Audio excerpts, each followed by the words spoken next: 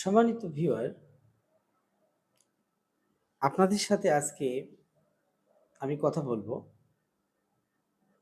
হোমিওপ্যাথির কিছু গুরুত্বপূর্ণ মেডিসিন। এই গুরুত্বপূর্ণ মেডিসিনগুলো আমরা বাসায় রাখতে পারি। আর্নিকা মন্ট আমরা কোথায় ব্যবহার করব? যখন দেখব কোনো ব্যক্তি আঘাতপ্রাপ্ত হয়েছে,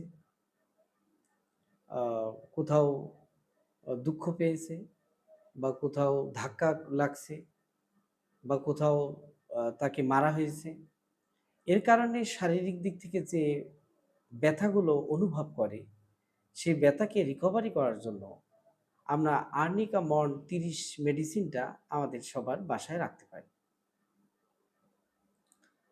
এবার আসি নাক্সভোম। নাক্সভোম মেডিসিনটাও পারিবারিকভাবে সবার বাসায় রাখা জরুরি বলে আমি মনে করি। সাধারণত শিশুদের ক্ষেত্রে যে ধরনের খাবার তাদের স্টোমাক্সের সমস্যা তৈরি করে, খাবার ঠিকমতো হজম হয় না, এবং যাদের পূর্ণবয়স্ক তাদের যদি রাতে ঘুমটা ক্লিয়ার না হয়, এই ঘুম না হওয়া এবং পেটের গ্যাস বেড়ে যাওয়া, খাদ্য ঠিকমতো হজম না হওয়া, এরূপ ক্ষেত্রে কিন্তু আমরা নাক্সভোম 30 বাসায় রাখতে পারি। ইমার্জেন্সি সময়ে এটা ব্যবহার করলে ভালো একটা ফল পাওয়া যায়।